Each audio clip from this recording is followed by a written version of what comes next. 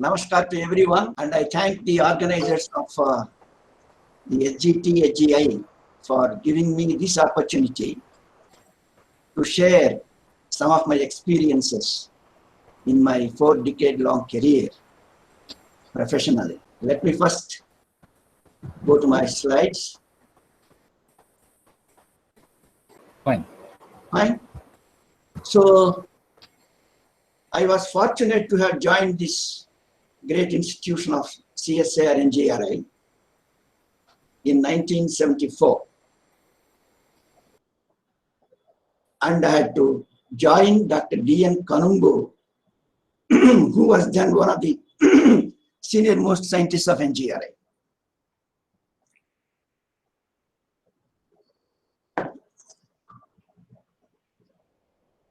This was the only building when I joined in 74, and it has now grown to Golden Jubilee. Then now this year is Diamond Jubilee celebrations are going on. Unfortunately, I have grown parallelly with the institution's growth.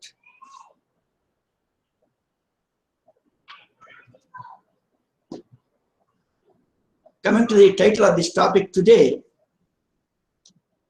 I shall start from the Gondwana supercontinent. You can see in this picture, the yellow shaded region is East Gondwana and blue shaded region is West Gondwana. Both of them got exposed, juxtaposed at East African origin. And we can also see that the Precambrian continents are wrapped by several network of orogenic belts, which we call them as Proterozoic origins. India, as you see, plays a central role in the reconstruction models of supercontinents, particularly the Gondwana and then Rodinia. The Proterozoic orogenic belts occur wrapping around these Precambrian cratons, exposing essentially the high-grade metamorphic rocks. Orogen means, as you know, Oros means mountains, Gen means genesis. It was traditionally described as a mountain belt composed of different types of rocks or rock strata, forming a complex of variable size, typically to tens to hundreds of kilometers wide and several thousand kilometers long, which was later fragmented during younger geological time due to various geological processes. Later in 1970, Dewey and Bird, they have defined this origin as a major linear deformed zone sandwiched between cratons with prolonged deformational history, repeatedly reactivated and associated with different events of magmatic pulses and metamorphic episodes in space and time. Let us also know something significant about these Proterozoic orogenic belts.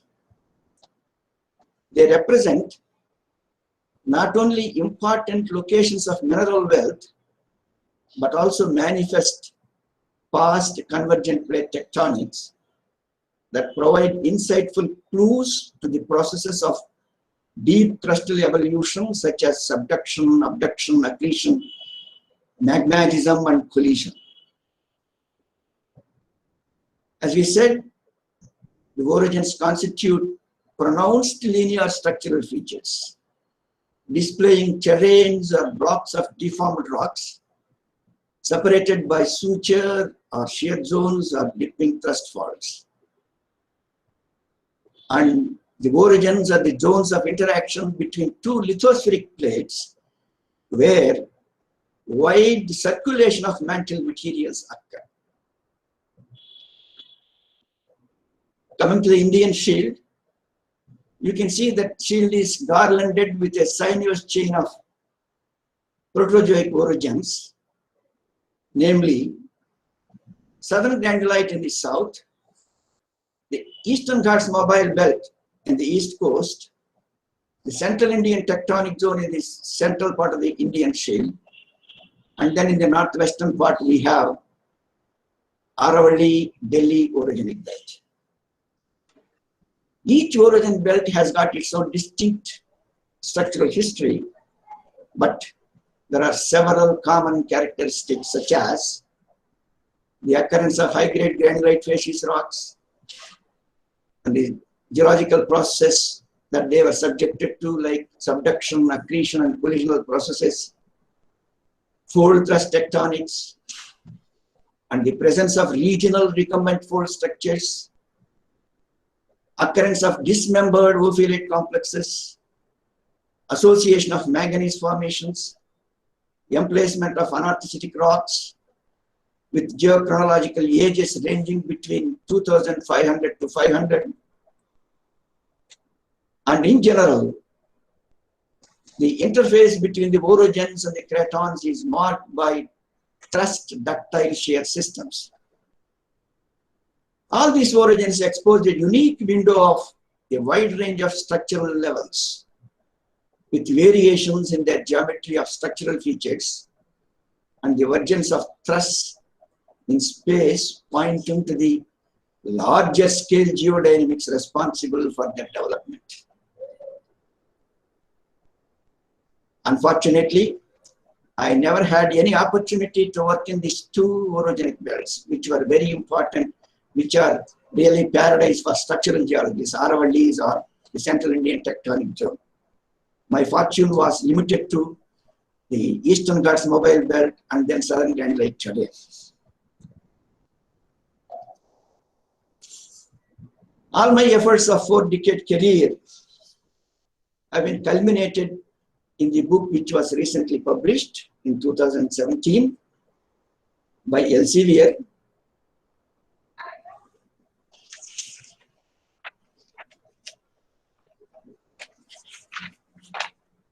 Actually, after my CSIR emeritus scheme, I was trying to explore various possibilities. I found 3 possibilities for me. And I tried as a third possibility from DST SEB for book writing scheme. And I was fortunate to get that scheme sanctioned, although it was not my top priority. But later I realized, maybe to my fortune, it has happened like that. I derived a lot of satisfaction while writing this book, going through the literature of several people starting ancient times with up-to-date models and ideas. And this book contains 6 chapters. The first chapter is introduction, basic definition, significance, and then some important terminology regarding orogens like tectonic mela and shear zones, sutured zones, and so on and so forth. Many times, many terms. Everything has been described in the first chapter. And then the second chapter on Southern Granulite, the Eastern Ghats, the Central Indian Tectonic Zone, Aravalli, and finally the final chapter correlates the results of all these orogenic belts in the form of a Gondwana supercontinent. Thanks to DST SEB, which gave me an opportunity to finalize this book and got it published. The reasons that prompted me to write this book are, as I said, the Indian Shield is central to supercontinental reconstruction models. In the last 2 to 3 decades, there are several groups, both national and international groups, working in different areas of 4 orogens in arriving at a better understanding of their evolution. As a result, there has been explosion of voluminous data in terms of geology, geochemistry, geochronology, geophysics, redefining many new facets of geology of these orogens. And several new lines of thinking were proposed. Many traditional concepts were transformed, some of them partly and some of them completely. The new tectonic synthesis reveals many interesting features that are more or less analogous to those commonly referred to as geological evidences of plate margin activities in many Phanerozoic orogens of the world. Further, the application of plate tectonic regimes, plate tectonic paradigms have gained increasing acceptance by almost more than 90% to realize the comprehensive deep crustal processes that were involved in the evolution models of orogens. Keeping these reasons in mind, I felt that the time was right to examine and synthesize the evolution of Proterozoic orogens of India in terms of the state-of-the-art concepts of global tectonic processes. However, there is a major problem in such an attempt, obviously because, like any other ancient orogenic belt, we have controversial issues. Twofold.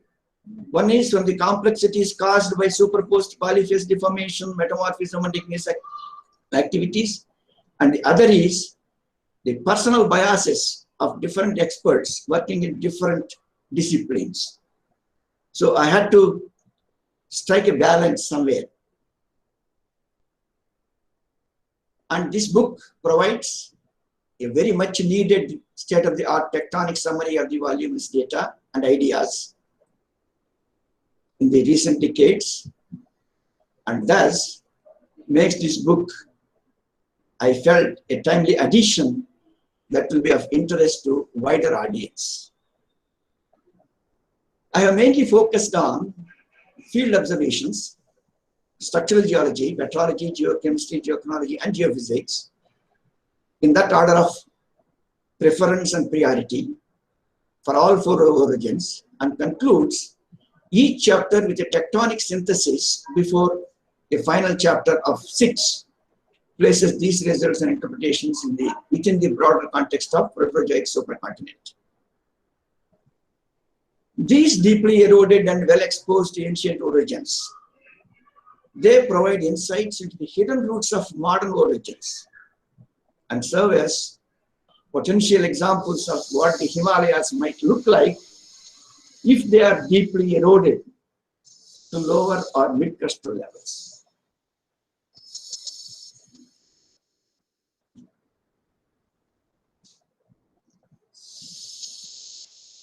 My journey of 4 decades can be phased into 3 groups. In the first phase, that was in 74 to 81, I was initiated to structural studies in Nellore schist belt, and I was awarded PhD under the guidance of Dr. D.N. Kanungo.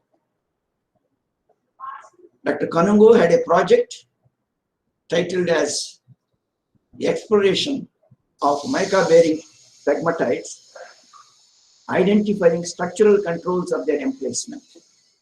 That was the main aim of the project. In the second phase, 86 to 96,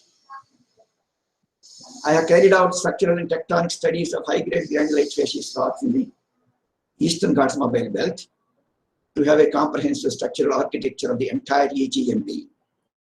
And in the final phase, I have extended my studies to southern granulite terrain and continued till my superannuation. In the first phase, as I said, my focus was on Nellore schist belt. I have mapped a small area in the southern part of Nellore schist belt, covering only 100 square kilometers, spending about 15 months of time in the field, visiting every outcrop several times. The lithological assemblages, as usual, we have greenstone belt lithological assemblages like mica schist, hornblende, amphibolites, gabbros, and then pegmatites. And the marker horizons are mostly the quartzite horizons, which are also folded on a mega scale.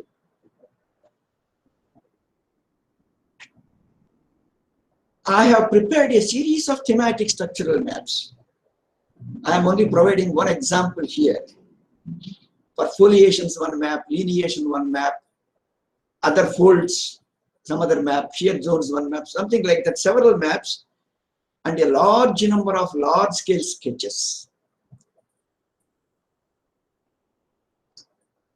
In this process, we have come out with the discovery of a Inukurti anorthosite proton, proterozoic massive type anorthosite proton, which was later worked out by some others from Bombay IIT for their PhDs. This is one example I am providing how we have mapped those days with the help of tape and Brunton grid survey, placing the tapes on the ground and a grid pattern, putting the stones, take a graph sheet, and then measure and then plot them on a graph sheet. And for example, see the scale is here, it's about 100 meters. I must have spent around 10 days to complete this outcrop. And within this, wherever I felt that we need to have more details of structures, we have made still larger scale maps. And those days even camera was not having, I was not having even a camera. And then of course, all these details were plotted in the stereo nets, and then we have made our own interpretations. Another important observation that we could make out from these studies, you can see the consistency in the larger part of the area in the east with northwesterly plunging mineral lineations. And in the northwestern part, you find they are all consistently southwesterly, clearly indicating there must be a tectonic break. This part of an area is mapped.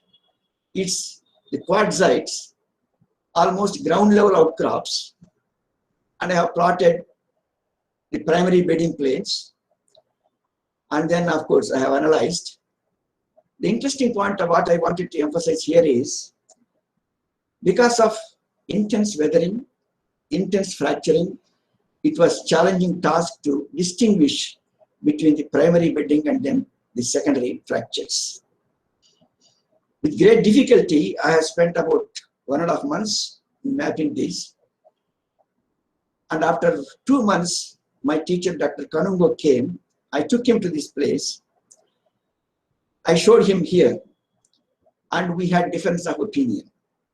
I said it is northeast, southwest, but he said, no, you are wrong. Then I took him another 1 kilometer up north. Again, the same controversy existed. Then my teacher, Dr. Kanungo, turned to my colleagues who were with me, and he said, what is this man has done in the last 2 months? He has completely wasted his time and money. Then I said, let's go further. Then we went to this area where fuscite quartzites are very well preserved with the east-west trending primary bedding planes. He has observed this. Then he told my colleagues, let us accept that Chetty is right. That is the kind of noble-minded man. That is the way of a teacher works. And I have imbibed such kind of culture from my teacher, and I shifted and I participated and transferred that kind of culture to my students, even if they come out with the views against my own thinking. Then in 1981, Dr. Kanungo left NGRI. So we were left alone. We were asked to work for heavy mineral analysis in a small area in the Eastern Ghats in the southern part, to work towards the exploration of tungsten-bearing graphite deposits. We have tried that. In addition to that, we have also mapped this area through satellite data on 1:50,000 scale, aerial photos on 1:50,000 scale, ground mapping on 1:50,000 scale, and the structural analysis indicate finally that the two deposits of Gurugubanda and Tapisikonda, they are connected with a shear zone. And the adjacent areas show variations of structural geometries compared to the shear zone. This made us very enthusiastic in understanding the regional picture of this area.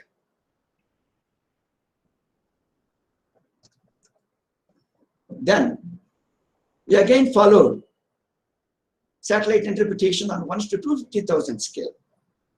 We have made series of regional traverses and finally simplified our interpretation with the lithological assemblages borrowed from Geological Survey of India map.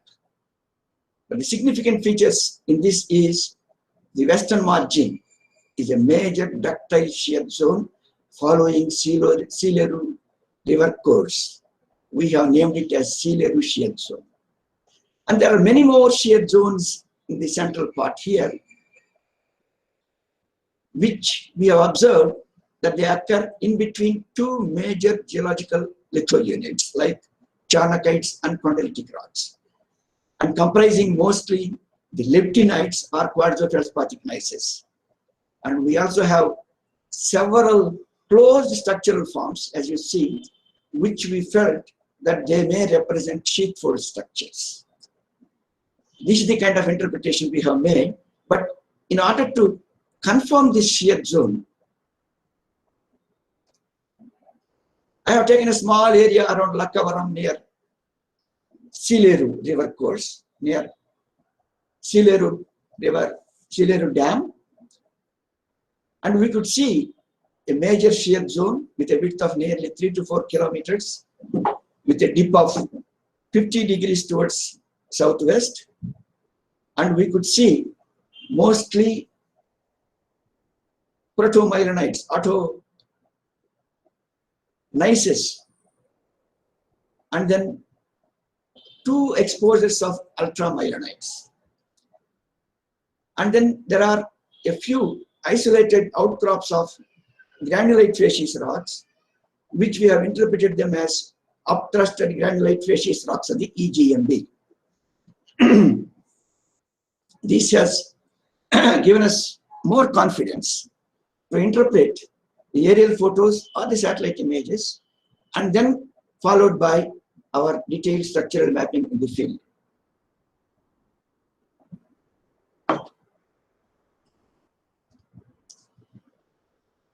Our enthusiasm and interest continued. We wanted to extend our area of investigation further north, and thanks to DST, it was my first DST project, they have sanctioned, and in this we could identify the Nagavali shear zone, the Vamsadhara shear zone, merging together near Srikakulam, abruptly ending against the Bay of Bengal. You can also observe the complex fold structures, closed structural forms, and different structural trends in all these domains separated by major shear zones. For details, I may refer to you the Chitty et al. 2003 in Gondwana research. Some of the important field observations we have come across in these areas: the ultramyelonites transformed from the granulate facies gneissic rocks, which we call them as proto-myelonites, and then intense folding in quartzite horizons, a sectional view of the mesoscopic shear zone with ultramyelonites in the central part with eastward vergence. Then we have shifted our investigations to further north, completing the Eastern Ghats mobile belt in the north. Fortunately, at that time, one German professor came to me through INSA program seeking my collaboration in this because he happened to work in Lambert Rift of East Antarctica, and he had his own ideas and some interesting views, and he wanted to check whether this Mahanadi shear zone or Mahanadi graben can correlate with the Lambert Rift. So he came to us, and fortunately the project was sanctioned without any problem, and we have worked together for 2 seasons, each season for 2 months. And this picture As you see, the regional lithological distributions, we have Talcher, Gondwana basins, Baudh granite batholith, small-scale Gondwana basins just west of Kulbani, and you have major striking shear zones like Mahanadi shear zone, northern boundary shear zone, Rengali domain, and this part is an extension of Sileru shear zone. And you have some more small-scale shear zones, and with some granite protons in the central part.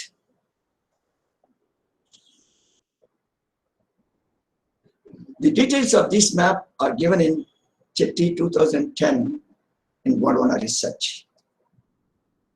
In Mahanadi shear zone, in one sample, I was excited to see many microscopic evidences giving textbook-like examples of several kinematic indicators like C-type shear bands, bookshelf type, and then ultramyronites, many other kinematic indicators consistently showing dextral displacements. We tried to draw a structural cross-section across this EGMB north. You can see Mahanadi shear zone in the southern part dipping northwards, northern boundary shear zone dipping southwards, and in the central part you have Angul domain with granites and granite gneisses, and we have lower Gondwanas here in this part, and you have Rengali domain. And this is Kulbani Daspalla domain. And all these things are interpreted in terms of a positive flower structure. This is similar to the flower structure which we have described from Kaveri suture zone, which I would be dealing in detail a bit later. Of course, this is a three-dimensional block diagram of this EGMB north, showing the down dip stretching lineations along the Mahanadi shear zone. And you can see this Rengali domain, the granulate facies rocks. We have interpreted that they are upthrusted blocks of the Eastern Ghats mobile belt, and in the central part you have Angul domain with several granitoids. So in summary, the EGMB constitutes a network of shear zones. And let me tell you, all these shear zones have been named by me in the 1992-93. And you can see the south of Godavari Graben, you have 1600 MA metamorphism. Between Mahanadi and then Godavari Graben, we have 1,000 million year old metamorphism. And you have alkaline rocks all along the shear zone, confined to the shear zone, ages ranging from 650 to 1250. And anywhere if you come across Pan-African deformation, it is mostly confined to the shear zone. And you have these Permo-Carboniferous coal-bearing Gondwana sediments. And then the Nagavali shear zone and Vamsadhara shear zone, we have also extended our interpretation into the Yenderbilland. I will be coming to the, and I may narrate an incident here. There was an international conference in Bhubaneswar, organized jointly by GSI and then International Association of Gondwana Research. I was one at the last session. I was last but one, and I was given 8 minutes time. I had to present all my details about all this. And I gave a statement of a college of juxtaposed terrains. Believe me, more than 10 people got onto this on their toes, and they were about to pounce on me. Let me thank the late S.K. Majumdar, the then Deputy Director General of GSI, came to my rescue, and he took my, those days only transparencies, he took my transparency, went to the podium and explained these things, and he said, this is the kind of approach required nowadays. Thanks to him. As I said, we have extended the Nagavali Vamsadhara shear zone into the Yenderbilland, and that coincides with the interface between Napier complex and the Denner complex, and this further re-emerges in the southern granulite in the form of a Kaveri shear zone, and it further goes into the Madagascar. This is how the shear zone network was established for the first time. Then we have shifted our studies to the southern granulate terrain, thanks to the DST-sponsored Geotransect Kuppam Palani Geotransect program. I was one of the important participants. Then I have taken up individual projects as a leader, and we have mapped this terrain, entire terrain, on different scales for different areas, depending on the importance of them tectonically. And SGT, Southern Granulate Terrain, can be divided into 5 major tectonic units. For those people who are not well aware of those, this is the Kaveri shear zone system. North of it is Northern Granulate Block. South of it is Madurai Granulate Block. And at the southern margin of the Madurai Granulate Block, we have Achankovil shear zone. And further south, we have Trivandrum Granulate Block or Kerala Kondalite Block. And each block has got its own importance. I will be dealing with them to some extent briefly. First, a small outcrop while we were mapping in the Northern Granulate Block, a small hillock with in situ outcrops, maybe about a few 100 meters across. We try to plot all the mesoscopic structures, and just not plotting. The final interpretation what we have made is it could be a possible sheathfold. I was excited with this possibility because afterwards GSA people have reported some of the sheathfold structures in the nearby terrains. And this is a regional structural architecture of Kaveri suture zone or shear zone. And this has a width of nearly 60 to 70 kilometers with a strike length of about 400 kilometers, touching both west coast and east coast.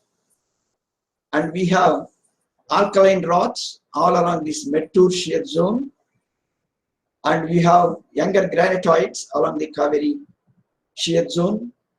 And the structural fabrics are all simplified just to give a broad tectonic picture of the Kaveri suture zone. This was done a few years back after my detailed studies. But I will be showing you some samples within this architecture.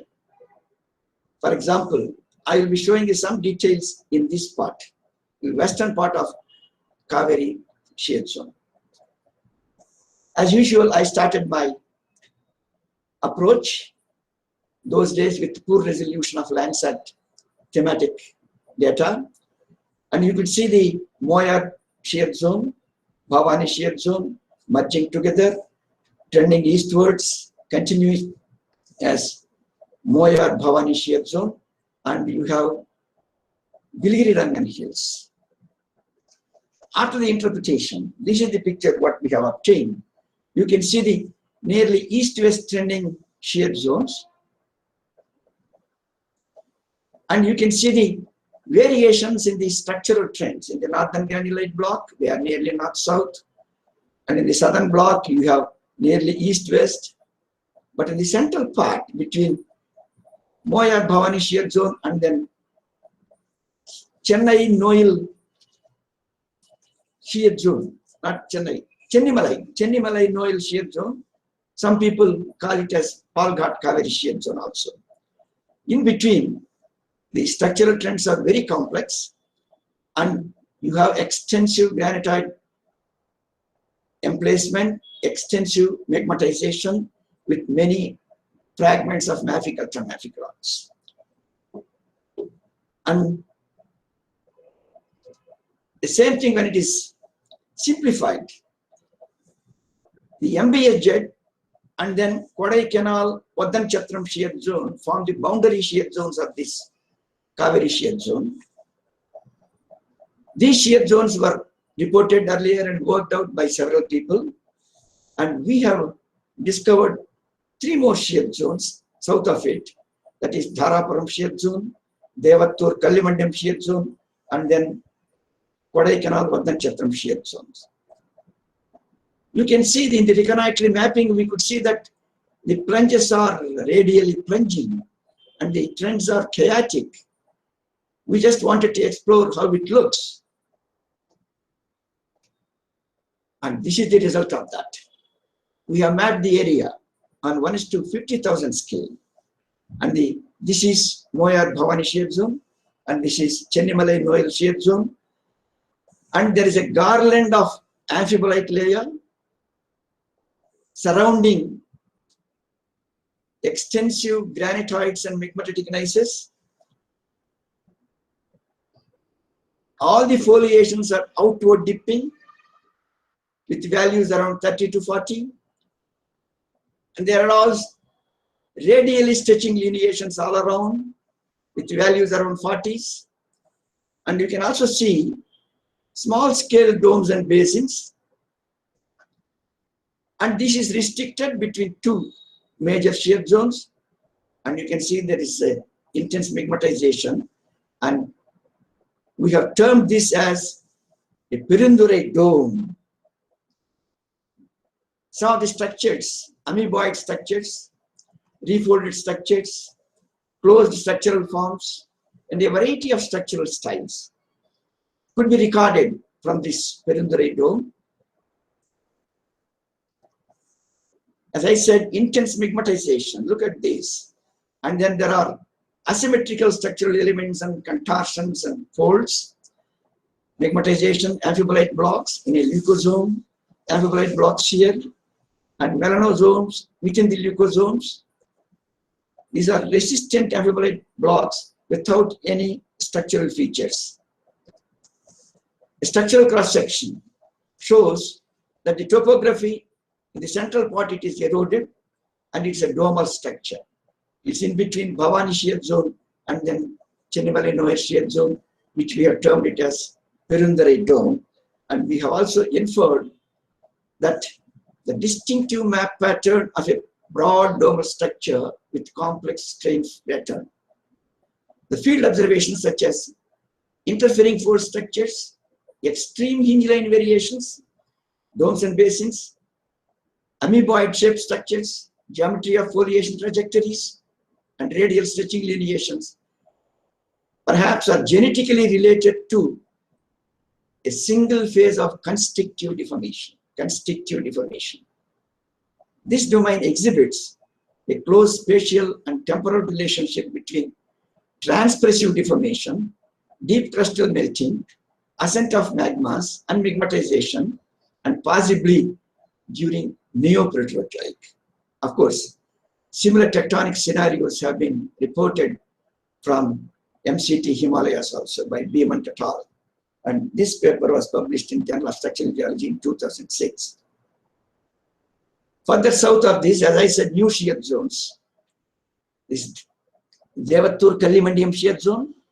You can see nearly 1.5 meter wide shear zone with deflection of foliation fabrics in the textural sense.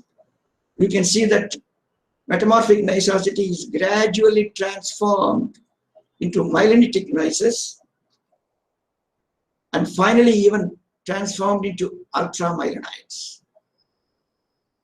A small part of it is shown here in this with a kinematic sense, showing dextral sense and intense migmatization.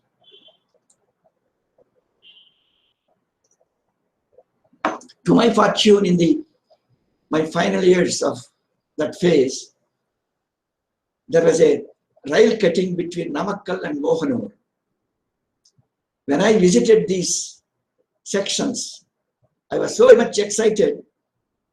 Perhaps I have never experienced in my earlier career. You could see in such a granulate facies conditions, you could see the structures, how well they are preserved. Look at these structures, the scale, and then when we trace them, you can see a variety of folds and duplex structures in megmatic gneisses, and some of the sheath folds, tight isoclinal folds in the amphibolitic terrain, and duplex structures and pegmatitic intrusions. Taking all these observations, multi-scale observations starting from the outcrop scale to satellite scale, we have tried to reconstruct the structural cross-section between Bhavani and then Palani. As I said, the Moyar-Bhavani shear zone dips towards south, while there are complementary shear zones dipping towards north. This Dharapuram shear zone, Devattur Kallimadiam shear zone, and then Palghat Kaveri shear zone.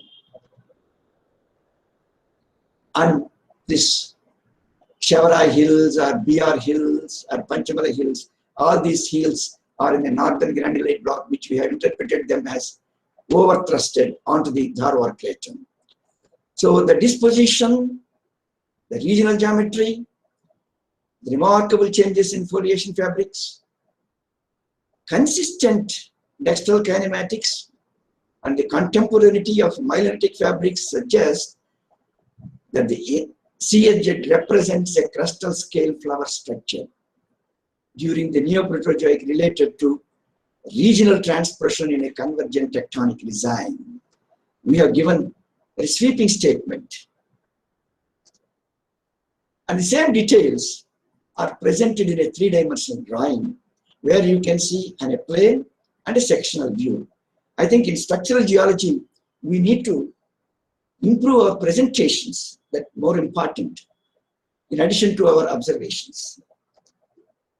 And we have also compared, because it was a geotransect program, our geophysicist colleagues have worked on magnetics, gravity, and the deep seismic soundings.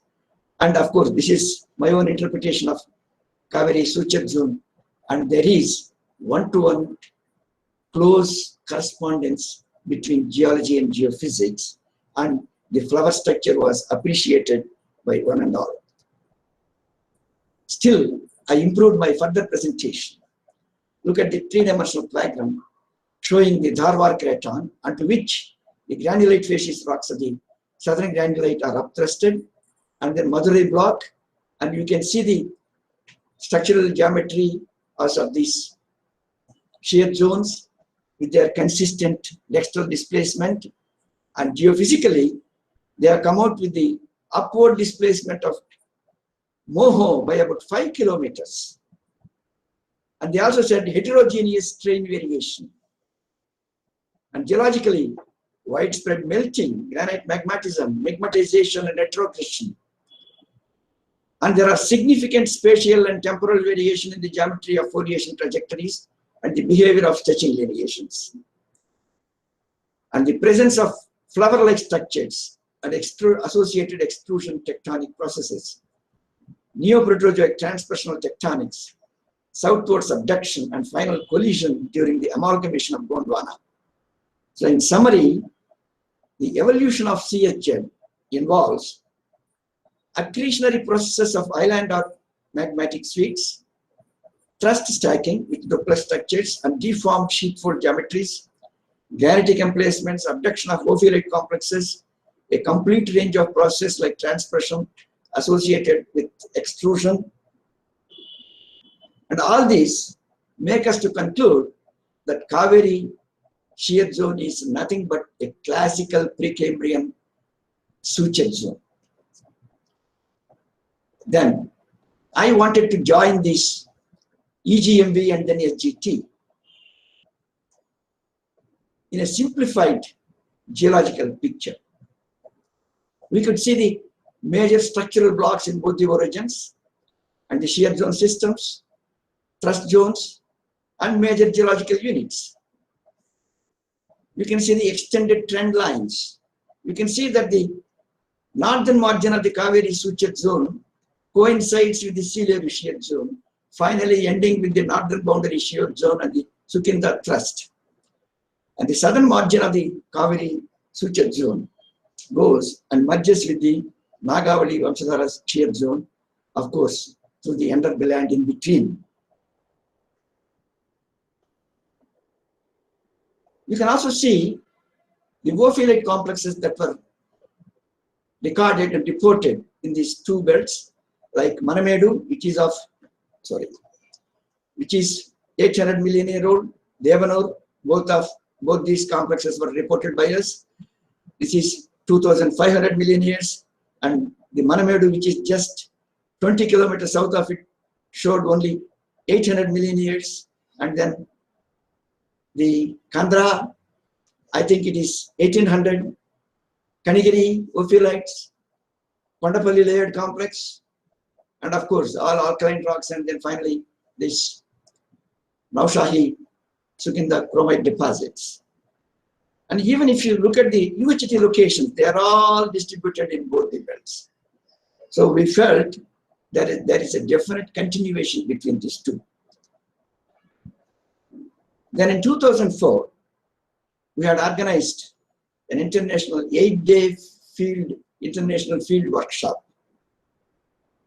You can see personalities like Alfred Kroner, C. Spatcher, Alan Collins, Ian Fitzsimons, Michael Wright, and many of our Indian colleagues like Jai Gopal Ghosh from GSI, Radha Krishna from Trivandrum,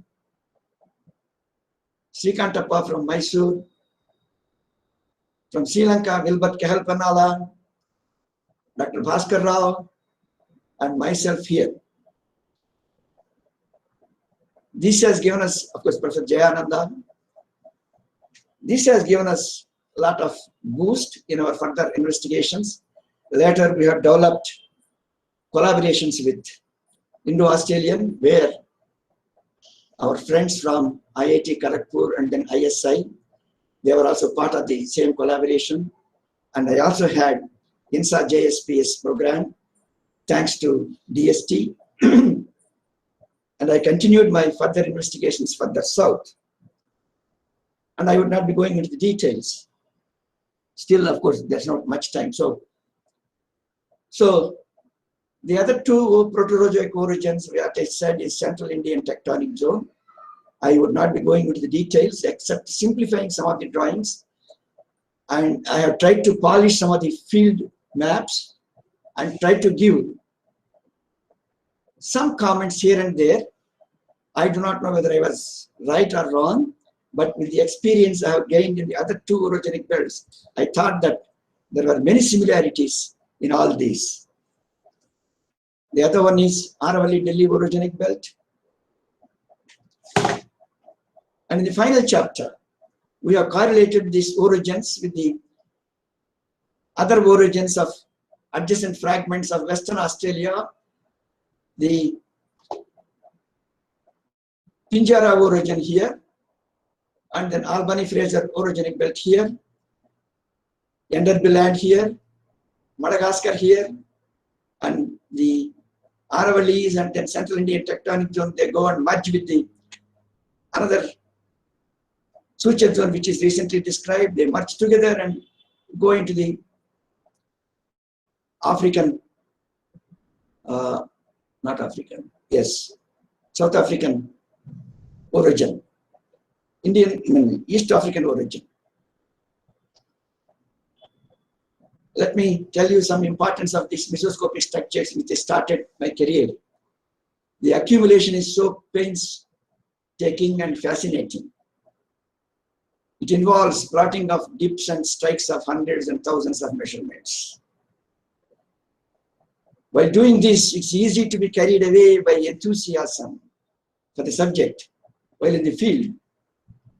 And sometimes we miss this important, equally important, but less exciting geological observations. So we need to submit ourselves to great discipline. And the statement given by Gilbert Wilson, who was guru of my guru, Dr. Kanungo. And another statement, a prolific statement by Radhakrishna, B.P. Radhakrishna in 1990. He says, geology is big and global in scope. Indian geology's excessive preoccupation with local geology has made us blind to the exciting possibilities of bold, competitive research in earth sciences. Imaginative thought is the lifeblood of geology. And gradually, the interest in the fieldwork is diminishing. Laboratory work and manipulation of data, rarely acquired or downloaded or borrowed with a computer, seem to be more glamorous, and younger generation are more attracted with this glamorous research. Feeling of making spectacular advances only in the laboratory.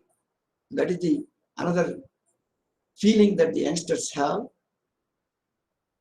And in my opinion, field geologists may become endangered and vanishing species very soon. And of course, Jan Ramsay, who has just passed away a few months back, he said fieldwork is not always a fashionable geological activity, but it remains as the lifeblood of earth sciences. And John Dewey, he said the field is where the truth resides. Models are essential figments of imagination which must be tested by further observation. Those who do no field work and do not gather data will never understand geology. Let me pay my tributes to Dr. Kanungo, who has passed away just 8th of this month at the age of 96 in his Bhubaneswar residence. I met him in 2005 in his residence, and I met him in 2017, September 19th. After my book was published, I wanted to seek his blessings.